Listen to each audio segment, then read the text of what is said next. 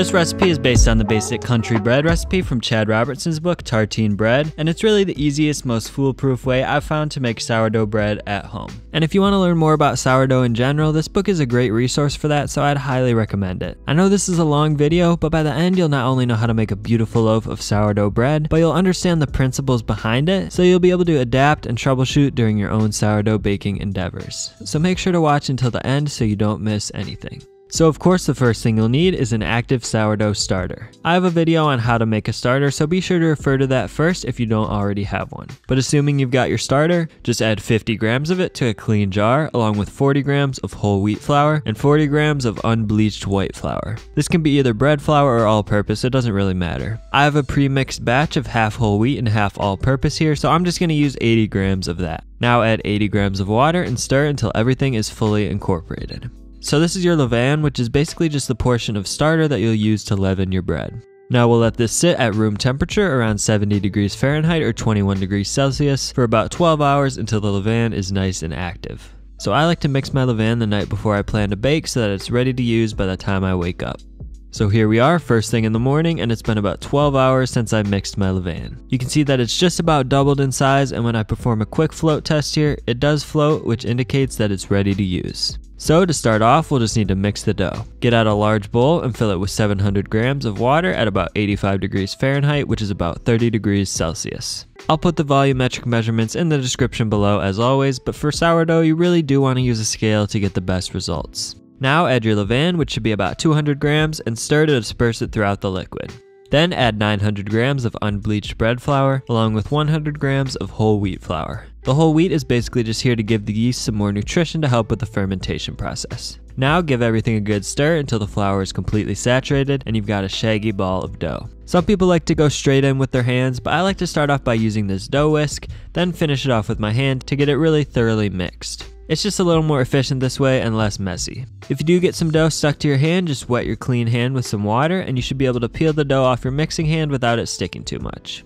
Now I like to just shape the dough into a rough ball, then cover it with a towel or some plastic wrap and allow it to rest for 20 to 40 minutes for the autolyse phase. During the autolyse, you'll see your dough go from a rough, shaggy ball to a stretchier, more cohesive dough as the water gets absorbed by the flour and gluten starts to develop. Ideally, you'll want to leave it in a warm environment around 85 degrees Fahrenheit or 29 degrees Celsius. So I've got a homemade proofing box here that I can keep at that exact temperature, but you can achieve a similar temp by just throwing the container into your oven with the light on. Just make sure not to accidentally turn the oven on while it's in there. Now while the dough is autolysing, we can prepare the last additions, which will be 50 grams of water and 20 grams of salt. So I like to dissolve the salt into the water to help distribute it more evenly. The salt hinders the flour's ability to absorb the water, so that's why we wait to add it until after the autolyse. And as you make this recipe more and more, you can adjust the level of salt to your taste, but 20 grams is a good starting point. So now that my dough has autolysed for about 30 minutes, it looks nice and extensible, so I'm going to add my salt and water and sort of dimple it and fold it into the dough to incorporate it as evenly as possible. Now this brings the final hydration of the dough to about 77%, as you can see broken down on the screen. So that means that this dough contains 77 grams of water for every 100 grams of flour. This is a perfect hydration level to use as you're starting out with bread making, but as you get more advanced, you can gradually increase the hydration to suit your tastes. Basically, as you increase the hydration percentage, the dough will become stickier and harder to handle, but you'll end up with a more open crumb to your bread. I'm going to make a more advanced sourdough video soon where I'll get deeper into the nitty-gritty of everything, so I'll just leave it at that for now to keep it simple. But if you're not familiar with how baker's percentages work and you want to learn more, I'll link a useful resource about it in the description below. Anyways, once the dough is completely mixed, it's time for the bulk rise phase. So at this point, I like to transfer it to a clear rectangular container like this one so I can see how the dough develops over time, but you could definitely just leave it in the same bowl if you prefer. So just fold the dough over itself a few times to form a general ball shape, then cover the container and put it back into your warm environment to start rising. So the bulk rise will take about 2 hours total, and we'll be performing 5 sets of folds throughout that process to develop tension in the dough. So that'll be 1 set of folds every 25 minutes. So after the first 25 minutes, take your dough out for the first set of stretch and folds. I like to keep a bowl of water here so I can wet my hands each time before handling the dough. So just grab a piece of dough from underneath and stretch it as far as it'll go without tearing, then fold it over itself like so. And you'll repeat that 7 more times around the entire perimeter of the dough. So just keep rotating the container and stretching and folding until you're back to where you started and your dough has formed a nice taut ball. It might not be extremely stretchy at first, but it'll get more and more extensible with each set of folds. So once that's done, just place the dough back into your warm environment. Now here we are after another 25 minutes for the second set of folds. The dough is starting to develop some nice structure and elasticity, so it's a lot easier to get some good folds in. So just perform the same set of 8 stretch and folds and place the container back into your warm environment.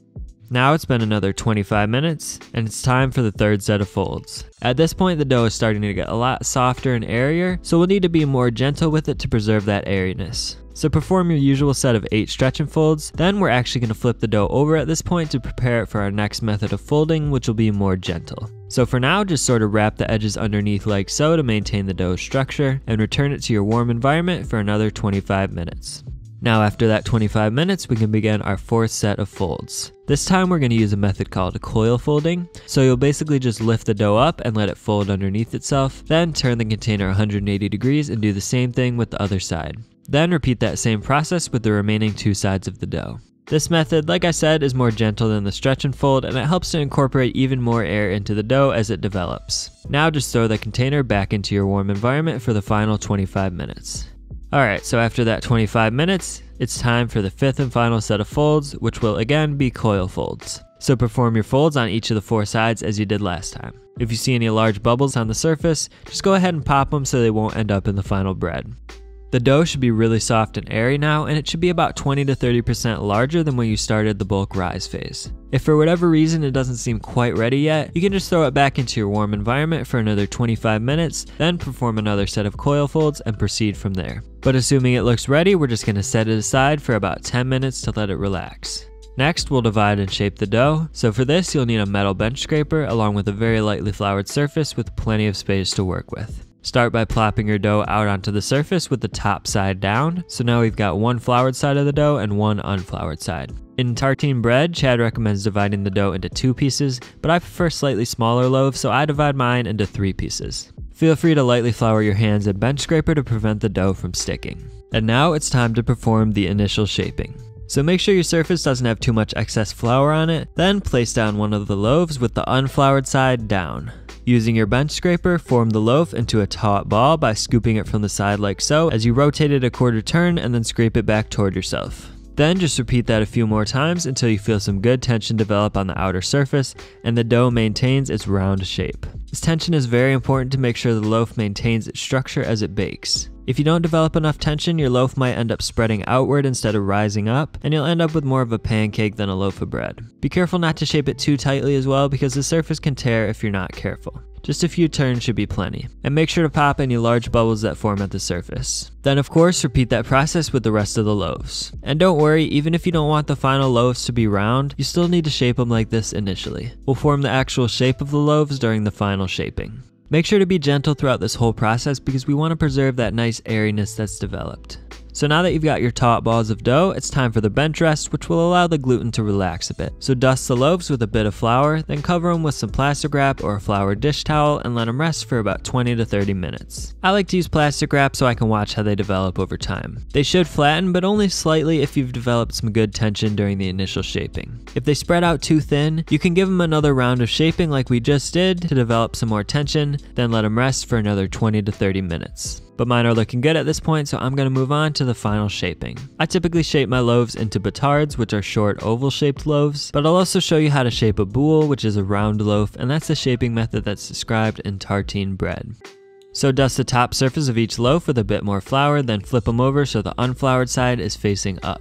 Now again, make sure you've got plenty of space to work with, and you also want to get rid of any excess flour on your work surface. I even like to sprinkle my surface with a tiny bit of water to help the dough pick up some traction as I shape it. So to shape the batard, again make sure the floured side is facing down, then start by gently spreading the dough into a wide rectangle like so, then fold the portion of the dough closest to you over the middle. Next, fold the left and right sides over each other in the same way. And finally, the most important part, grab the 2 corners furthest away from you and fold them in toward the middle like this as if you were making a paper airplane. This creates a little thicker portion in the middle of the loaf, which then tapers out nicely toward the edges. So go ahead and tuck that flap in as you roll the dough over, then tuck again and roll again until you've got a nice little burrito of dough. It helps to drag it along your work surface a few times too to develop some more tension. Then flip it over to make sure the seam at the bottom is closed, and mine looks pretty good. So now we'll need to place it into a proofing basket for the final rise. I'm using an oval banneton, so I'll link the one I use in the description below, but you can also just use a bowl lined with a dish towel if you don't have a banneton. To prevent the dough from sticking, we'll need to lightly flour the banneton with some rice flour, or any type of flour really, but rice flour works the best. Then just gently place a loaf into the banneton seam side up. If you notice any seams that haven't fully closed, make sure to pinch them shut at this point. Then dust the loaf with a bit more rice flour to prevent it from sticking, and set it aside as we shape the rest of the loaves. So next we're going to shape a boule. This is mostly the same as the batard, so make sure the floured side is facing down. Spread the dough out slightly, then fold the portion of the dough closest to you over the middle. Then fold the left and right sides over each other as you did before, and again grab the two corners furthest away from you, but this time you want to pull them all the way up and over the loaf as you flip it right side up. Then just drag it along your work surface as you did in the initial shaping to round it out and develop that last bit of tension. And this time I'm of course using a round banneton, which is again dusted with rice flour. Now the last thing we need to do here is wrap the loaves to make sure they don't dry out during the final rise. I'm using some food safe plastic bags, but if you have some large Ziploc bags, you could use those too. I know some people just use grocery bags, and you could do that, but they're technically not food safe, so just do that at your own risk. Anyways, for the final rise, you'll want to leave your loaves in the refrigerator for anywhere from 3 to 12 hours. The longer you leave them in, the more sour and tangy your bread will end up, because the bacteria that creates that acidic flavor has more time to act. But I wouldn't go longer than about 12 hours because at a certain point the yeast activity starts to decline, so you won't get as nice of a rise to your bread if you wait too long. So here we are 4 hours later and I'm ready to bake. I like to bake after about 4 hours because I don't like my loaves too overly tangy, and I've also found that I get the best rise when I bake them on the earlier side. So for this you'll want to use either a Dutch oven, or ideally if you have one, a Dutch oven combo cooker. By baking the bread in a Dutch oven, you're basically creating a mini oven within your actual oven. So during those first few minutes of baking, the Dutch oven will get saturated with steam, which essentially replicates the steaminess that could only otherwise be achieved by a commercial steam injected oven. That steam helps the crust to stay soft, so the bread can expand freely in those first few minutes as it's rapidly rising. Then we'll end up removing the lid halfway through to let the crust get nice and crispy. The combo cooker is nice because it just makes it easier to score the loaf since the pan is shallower, and you're less likely to burn yourself when you place the loaf in. But whichever Dutch oven you're using, just throw that into your oven and set the oven to 500 degrees Fahrenheit, which is 260 degrees Celsius, and wait at least 30 minutes for both the oven and Dutch oven to get smoking hot. Then once you're at that point, just take one of your loaves out of the fridge and tear off the plastic bag, then dust the loaf with a bit more rice flour, which will prevent it from sticking to the pot. Now, working quickly, remove your Dutch oven from the oven and toss your loaf into the shallow half and score it. For this, you'll need a bread lamb, which is basically just a razor blade on a stick, and personally I don't even use the stick, I just find it easier to hold the razor blade itself. You could just use a really sharp knife though too if you have to. For a batard like this, I like to just make a single slash down the middle, and you want to go about a ½ inch deep. This will allow the steam to escape so the loaf expands properly and you end up with a great rise. So after it's scored, just put the lid on your Dutch oven and transfer it back to the oven as quickly as possible to make sure you don't lose too much heat. Now just let that bake, still at 500 degrees, for 20 minutes. Then after 20 minutes, remove the lid, and this is the most satisfying part of the whole process because you get to see that beautiful oven spring. But you don't want to lose too much heat, so quickly close it up and reduce your oven to 450 degrees Fahrenheit, which is about 230 degrees Celsius. Let the loaf cook until it reaches a deep dark brown with some hints of black charring on the edges, which should take about 15 to 20 minutes. And I like to rotate the loaf halfway through to make sure it gets browned evenly. A lot of people don't bake their loaves dark enough. You really want to let it reach a dark brown for the deepest, most complex flavor, not to mention the crispiest possible crust. So once the loaf is baked to your liking, remove it to a wire rack and allow it to cool for at least 30 minutes or up to a few hours. The inside is still finishing cooking as it cools, so you risk leaving it undercooked if you cut into it too early. Trust me though, it'll be worth the wait. As that cools, make sure to place your Dutch oven back into the oven and return it to 500 degrees Fahrenheit and let it heat up for a bit before baking your next loaf. For the boule, I like to score it with a cross pattern like this, but really you can score it however you like. The baking process is the same regardless of the shape of the loaf, so I'll just leave it in there for 20 minutes, remove the lid, and bake for another 15 to 20 minutes to get that nice browning. A well-baked loaf should have a crispy, crackly crust, and it should sound hollow when you tap on the bottom of it. Just check this out. It should also have a beautiful, wide-open crumb when you cut into it. So of course, learning the technique is an important part of making sourdough bread, but ultimately to make your own perfect loaf, it's gonna take some practice and experimentation, but that's what makes sourdough bread baking so much fun. So now that you know how to make sourdough, I put together a short playlist teaching you how to make some other delicious baked goods, so be sure to click that playlist on the bottom of the screen. So there you go. I'll see you all in the next one.